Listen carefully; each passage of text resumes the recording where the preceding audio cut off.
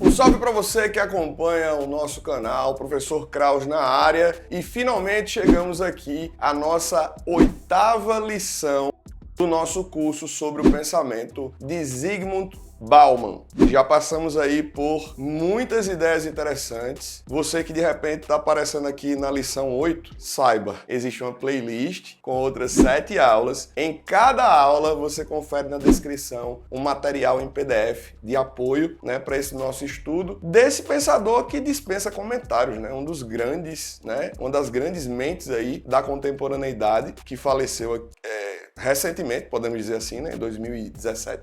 E Zygmunt Bauman nos deixou aí um legado bastante significativo e substancial, As suas interpretações e análises da vida contemporânea, elas, são muito cirúrgicas, e ele não se limita a falar apenas de um aspecto da nossa vida. Você encontra Bauman falando desde relacionamentos, amorosos, até globalização, até o papel da tecnologia na nossa vida, economia, terrorismo. Ele fala sobre urbanização, sobre a nossa relação com a natureza. Bauman fala sobre tudo, parceiro. E esse nosso papo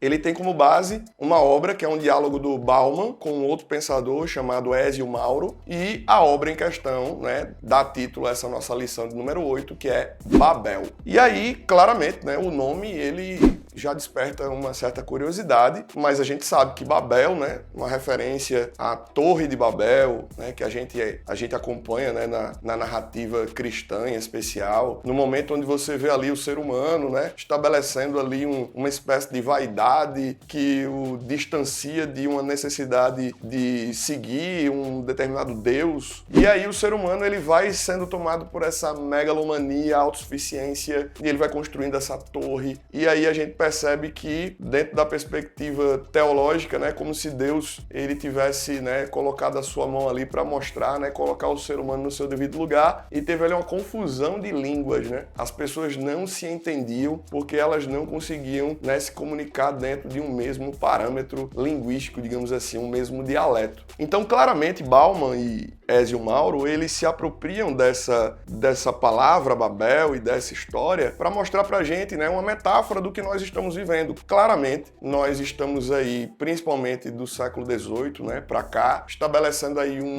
uma intensa carga de energia e investimentos no desenvolvimento do domínio do ser humano sobre a natureza, do domínio do ser humano sobre o próprio ser humano, e claramente no que diz respeito a uma perspectiva espiritual, embora as religiões tradicionais existam, a gente sabe que a prioridade é justamente a economia, a prioridade é a tecnologia, a prioridade é a exploração, pelo menos na visão dos dois autores, e isso não vem causando entendimento, isso não vem causando concórdia entre as nações e os povos. Na verdade, embora a gente esteja vendo o mundo cada vez mais conectado e globalizado, a gente vem acompanhando muitas discórdias, muitas tensões, muitos conflitos.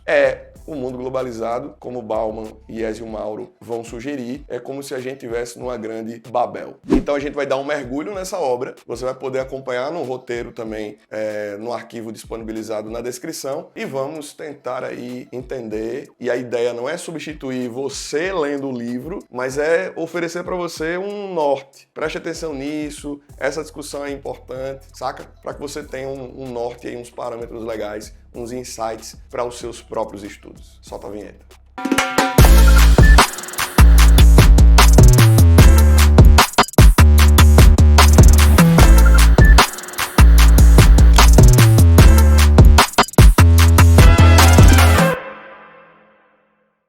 Um dos pontos mais importantes da obra, e que podemos dizer que perpassa toda a obra, é a palavra incerteza, ou incertezas. Isso porque Bauman diz que, na medida em que a gente foi avançando, na medida em que a gente já está para lá da modernidade, a gente percebe que há uma incerteza do ponto de vista social, e essa incerteza social diz respeito principalmente ao fato de que nós não temos estabilidade suficiente para estabelecer planos, por exemplo, de longo prazo ou de médio médio prazo.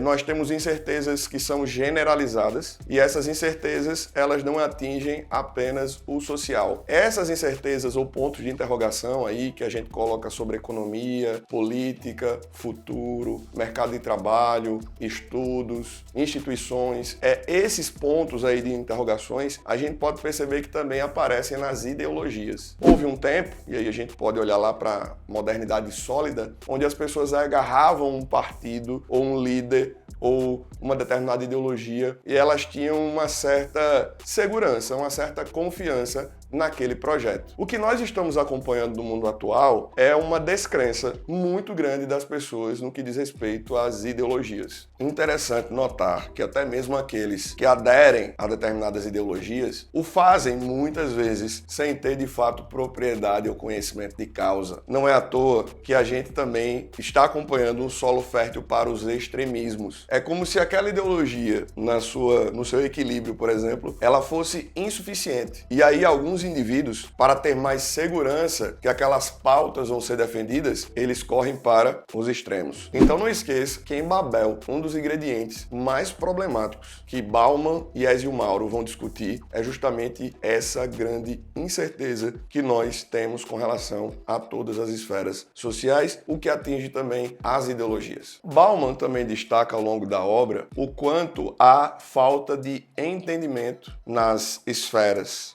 das mais diversas, mas em especial na esfera política, quando nós falamos de autoridades, lideranças, aqueles que deveriam conduzir, gerenciar, solucionar problemas. Há mais desentendimento e discórdia do que claramente consenso entre os países e seus respectivos líderes. Nós estamos automaticamente nessa Babel, mas protelando e empurrando com a barriga sérios problemas, como problemas ambientais, como violência, terrorismo, como a pobreza e tantas outras coisas. A gente vem muito mais protelando, do que necessariamente definindo efetivamente os caminhos para solucionar tais problemas. A gente não pode esquecer, aí a gente estabelecendo um diálogo com Bauman, que volta e meia a gente acompanha na mídia algumas reuniões e cúpulas internacionais, onde muitas vezes aquelas reuniões não geram nada de concreto. Ou alguns assinam um documento de intenções, que muitas vezes estão bem longe da realidade concreta. Há também uma crítica na obra ao ativismo político que a gente acompanha nas redes sociais. De acordo com Bauman, tais manifestações, em boa parte dos casos, tem mais a ver com uma espécie de desencargo de consciência individual do que, de fato, um engajamento na solução e no enfrentamento de tais problemas. É como se as pessoas elas estabelecessem uma revolta num post, mas continuassem tocando as suas vidas do mesmo jeito, sem necessariamente contribuir ou se engajar na resolução de uma determinada questão. Uma outra coisa que Bauman aponta como problemática é a ideologização desses debates e dessas pautas sociais. Muitas vezes, esses debates estão longe de apresentarem soluções concretas porque vem uma ideologia. E aí, quando vem a ideologia, você tem uma interpretação tendenciosa daquela questão. E aí a gente vai para o campo da subjetividade e da construção de uma narrativa e a gente não necessariamente encara as coisas como elas são. Então, muitas vezes, a gente está vendo lá um problema, como a pobreza, a fome, a miséria, a violência. Só que aí vem alguém que vai demonizar alguém e defender alguém. E o problema está lá. Medidas concretas precisam ser adotadas, independente de preferências políticas, independente dos gostos e afiliações político-partidárias, por exemplo. A obra também nos coloca frente a frente com uma democracia que está cada vez mais fragilizada. E aí Bauman diz que aqueles tais pontos de interrogação atingem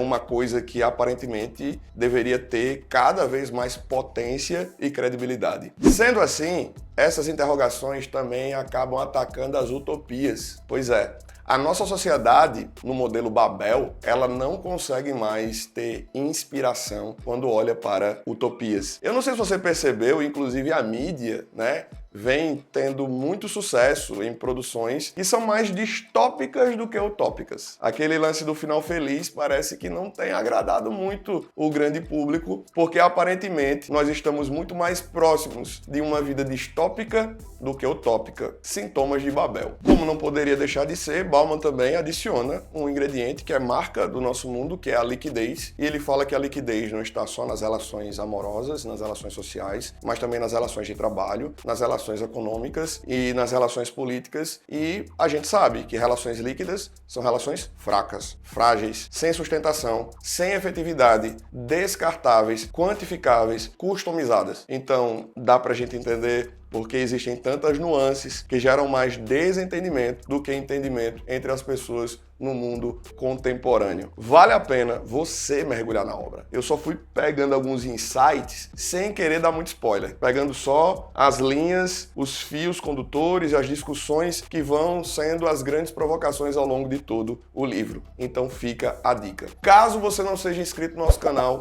se inscreva. Deixa aqui também os teus comentários, ative as notificações. Se você caiu de paraquedas nessa aula, como eu já falei, dá uma sacada na playlist. Tem outras aulas, outros materiais para ajudar você a entender, né, o mundo através da visão de Zygmunt Bauman. Também fica a dica para você compartilhar esse conteúdo. É muito importante. A gente tá com a meta aí de chegar a 100 mil inscritos e você pode ajudar bastante a gente nesse processo. E eu também recomendo um outro livro, que não é Babel. Recomendo o meu livro, que foi publicado recentemente pela editora Planeta, o livro Penso, Logo, Insisto. É um livro que em cada capítulo existe um dilema que todo mundo em algum momento vai enfrentar, ou mais de uma vez, mas aí em cada capítulo eu trago um pensador ou pensadora, quebra a quarta parede para conversar diretamente com você, leitor. Então você pode encontrar Penso, Logo, Insisto na livraria mais próxima de você ou na Amazon. Volta e meia tá rolando aí umas promoções bem legais na Amazon. Fica a dica. Um grande abraço e até a próxima.